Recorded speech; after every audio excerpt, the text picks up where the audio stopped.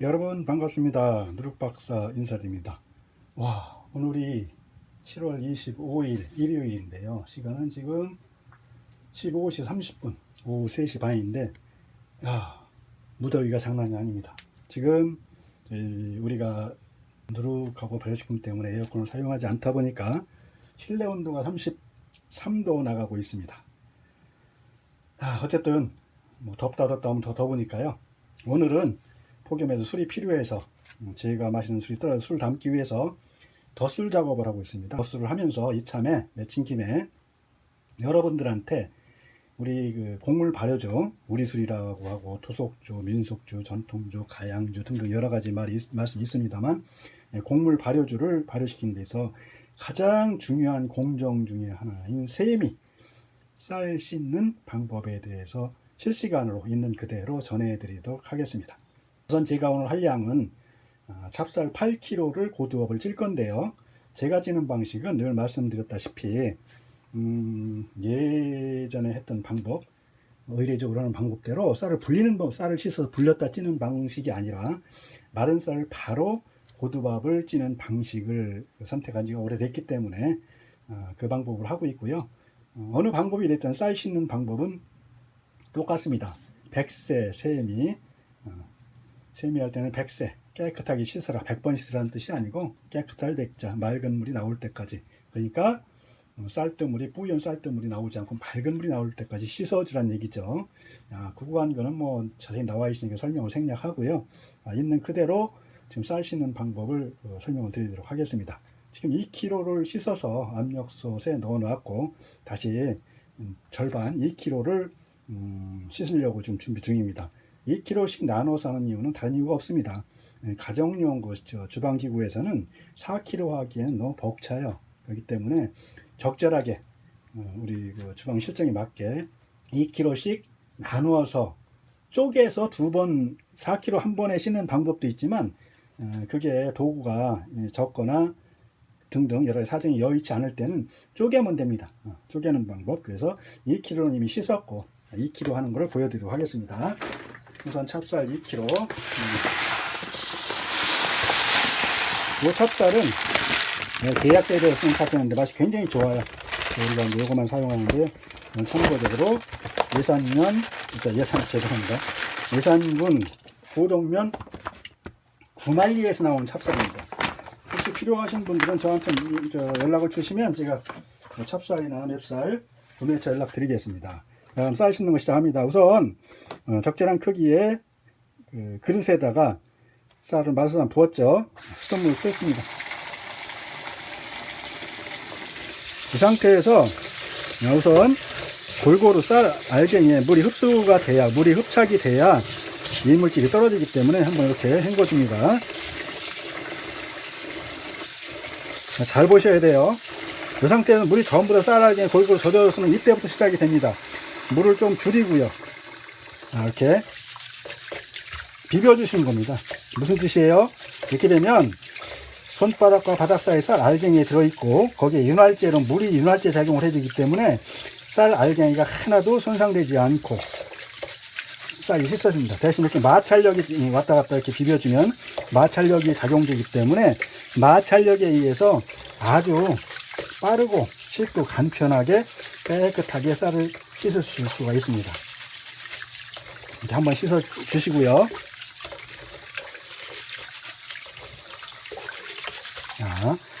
이렇게 됐으면 이 물은 지금 이물질이 몰라요. 요즘엔 도정 기술이 좋아서 크게 염려하실 건 없는데, 혹시 중간에 유통 과정에서 아니면 보관 과정에서 다른 벌레가 있는 거, 그런 건 별로 없는데, 간혹 쌀 속에 아무리 도정 기술이 좋고 정제 기술이 좋아도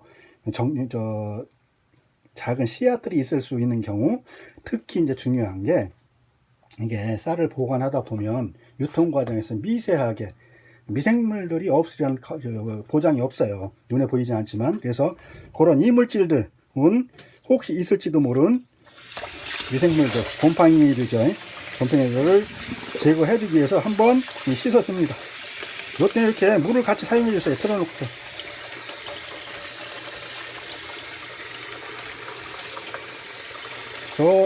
요쪽에 보시면 요 끄트머리에 뿌옇게 나오는 물들이 나갈 때까지, 요 끝에까지 해서, 대신 요때 조심하셔야 될 거는 쌀 알갱이가 흘러져 나가지 않도록. 그래서 아주 편하게 하시려면 처음 하시는 분들은 아예 처음부터 이렇게 하세요. 여기에다가 물 뺄 쪽에 채망을 받쳐 놓으세요. 이렇게 해서 이렇게 놓으면 큰 염려 없이, 손실 없이 잘 하실 수가 있어요.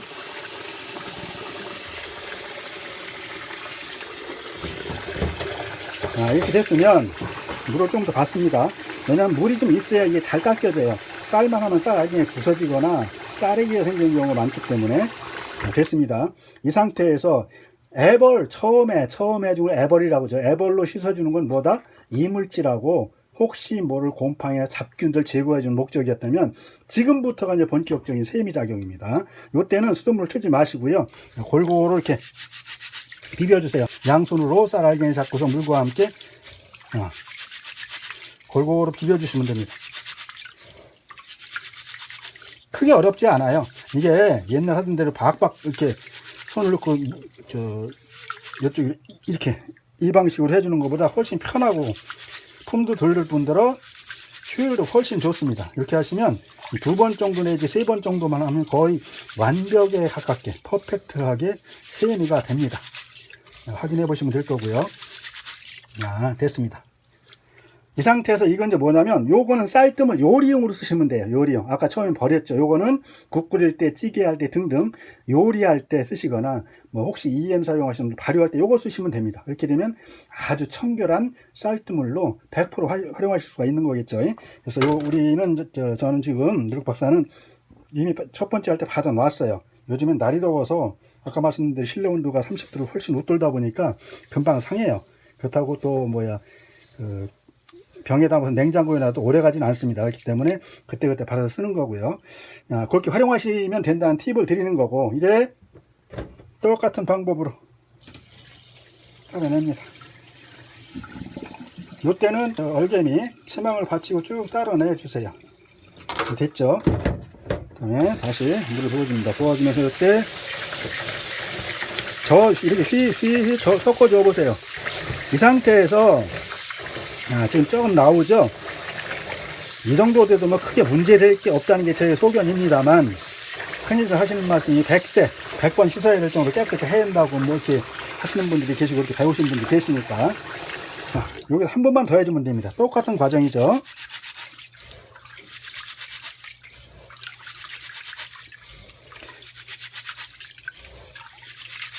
여기 주의하셔야 될 거는, 이 과정을 오래 하면 할수록 깨끗하게 닦여질 거라고 생각하는데 그렇지가 않아요. 이게 횟수가 너무 많아지면, 쉬운 예로 물에 있는 시간이 너무 길어지면 겉에 있는 속겨층만 씻겨지는 게 아니라, 속에 있는 우리가 흔히 호분 배아라고 하는 쌀 알갱이 자체가 다 조직이 붕괴가 되기 때문에 계속 뜨물이 나옵니다. 그래서 이걸 너무 오래 해주면 안 되는 거예요. 그래서 가능하면 신속하게 해주셔야 되고, 물은 가능하면 찬물로 해주셔야 됩니다. 됐죠? 여기까지만 하면 이제 거의 저는 마무리 하겠습니다. 씻는 건 마무리에 한번 따라 내주시고요. 이 상태에서 이제 수도를 켭니다.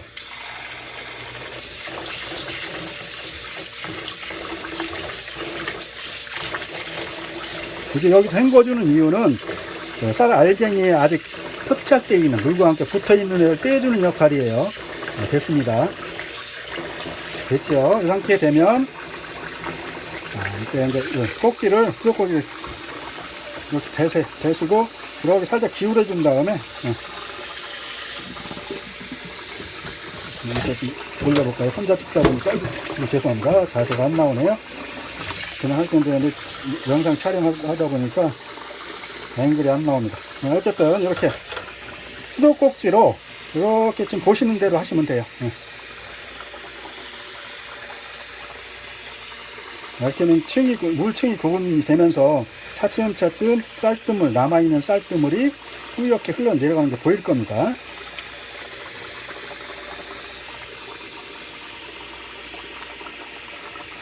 여기서 다시 한번, 위에서 밑에 있으니까 위에 다시 한번요.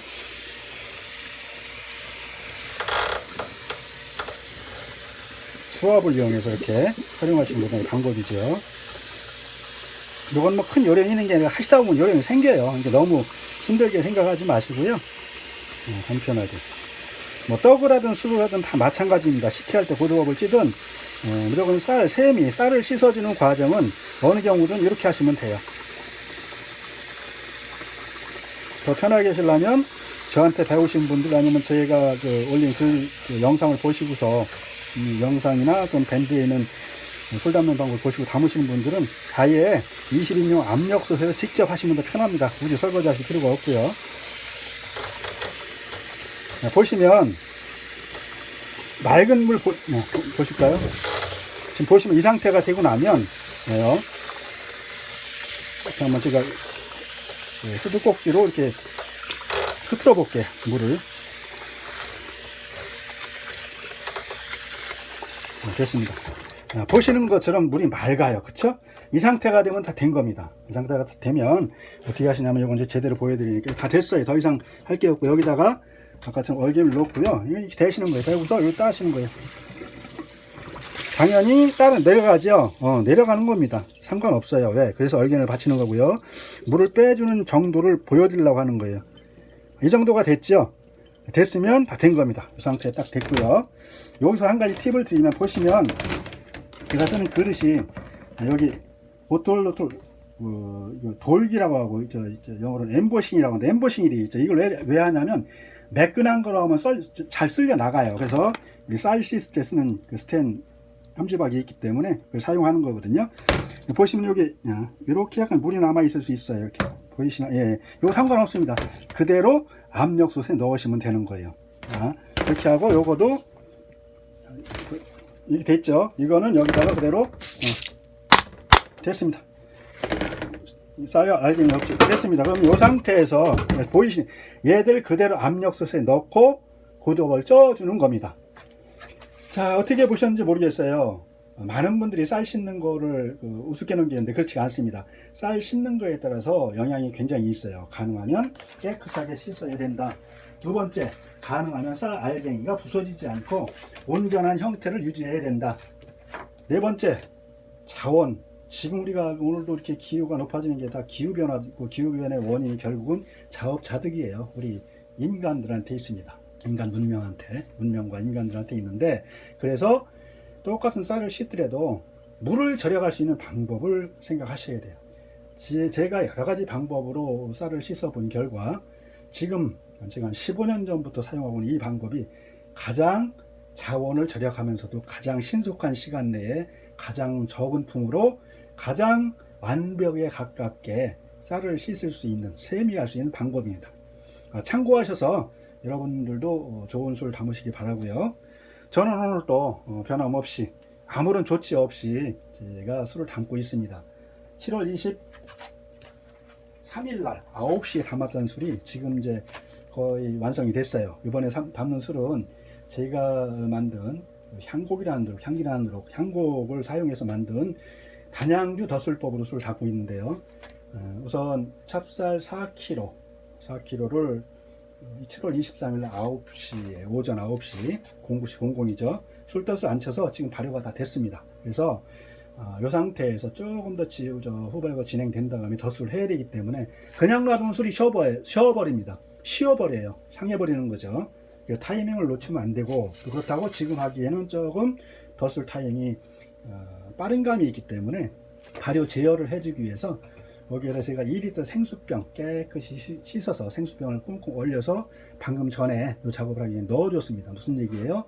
고두밥을 쪄서 제가 고두밥을 냉각시켜서 술덫으로 만들어서 덧술을 해주기 전까지 발효를 천천히 진행시켜 주기 위해서. 왜? 날이 너무 덥기 때문에 지금 이제 주발효가 끝나고 후발효 과정을 들어가게 되면 금세 얘들이 변질될 수가 있어요. 그래서 이걸 방지해 주기 위해서 온도를 차게 낮춰주는 방법을 선택을 한 거죠. 가장 일상적인 방법, 우리가 흔히 쓰고 있는 2리터짜리 페트 용기를 꽁꽁 얼려서, 물로 꽁꽁 얼려서 그걸 냉각제로 넣고 지금 온도를 낮춰준 중입니다. 그 다음에 이 고두밥이 다 쪄지면, 참고로 제가 사용하는 20리터짜리 스텐 압력솥에다가 찹쌀 4kg를 넣고 찌게 되면 마른 찹쌀 4kg를 바로 씻어서 지금 보여드린 것처럼 씻어서 밥을 하게 되면 밥물은 대략 3.2리터가 들어가고요. 고두밥을 정자 찌는 시간은 대략 50분이 걸립니다. 그 다음에 뜸 들이는 시간 10분 내기로 압력솥에서 압력이 빠지는 시간이 20여 분 정도 소요가 되고요. 그 다음에 그걸 냉각시키는 시간 포함해서 오늘 저녁쯤에 지금이 말씀드린 대로 15시 30분에 시작을 했었는데 지금 15시 45분 3시 45분이 돼가고 있습니다. 어쨌든 오늘 9시 정도 오후 21시 00 정도에는 더스를 해줄 생각으로 계획으로 지금 고두밥을 증자하고 있다는 말씀을 드리면서 지금까지 말씀드린 방법 잘 참고하셔서 술 담으시거나 떡을 하시거나 음식을 하실 때 쌀 씻는 방법 이렇게 활용해 주셨으면 참 좋겠습니다. 특히 밥을 지으실 때도요. 밥을 지으실 때도 너무 많이 씻어내면 밥맛이 별로 없어요. 팁으로 말씀드리는 건데 그래서 지금처럼 한 두 번 정도만 잽싸게 재빠르게 씻어준 다음에 그거로 밥을 한번 해보세요. 굉장히 또 밥맛이 틀려집니다. 밥물 잡는 거는 여러 가지 의견이 분분합니다만 저는 불린 쌀을 사용하지 않고 마른 쌀을 사용합니다. 마른 쌀을 사용할 때 밥물 기준은 저의 기준이에요. 뚝배기로 할 때하고 일반 냄비 할 때하고 압력솥하고 차이가 많이 나는데 대부분 압력솥을 사용하시거나 압력 기능이 있는 전기밥솥을 사용하시는 것이 일상으로 되어 있기 때문에 그 기준으로 맛있게 밥을 짓는 밥물 잡는 양 약간 고실고실한 정도 쌀을 처음에 하실 때는 계량컵으로 활용하셔서 눈금을 물높이를 확인하시면 돼요. 쌀 한 컵을 가정하면 쌀 한 컵이면 얼마죠? 쌀 한 컵이면 200cc예요. 200cc 쌀 한 컵일 때 밥물은 220cc 잡아주시면 딱 맞습니다. 불렸을 때는 1대1로 하시면 되는데 불리지 않은 쌀을 할 때는 이렇게 120%죠. 120%를 넣어주시면 돼요. 참고하시기 바라고요. 모쪼록 짧은 영상이었지만 이게 여러분들 이 영상이 여러분들 음식을 만들거나 술을 빚거나 떡을 만드시면 등등 쌀을 세미 씻을 때 좋은 팁이 되시길 바라면서 오늘 여기까지 영상을 마치도록 하겠습니다. 날이 묻었습니다. 여러분들 건강 조심하시고요. 항상 즐거운 발효생활, 즐거운 음식을 만드시는 생활 되시기 바라면서 조만간 또 인사드리겠다는 말씀 드리면서 오늘 여기까지 마치겠습니다. 오늘도 즐거운 하루 되십시오. 고맙습니다.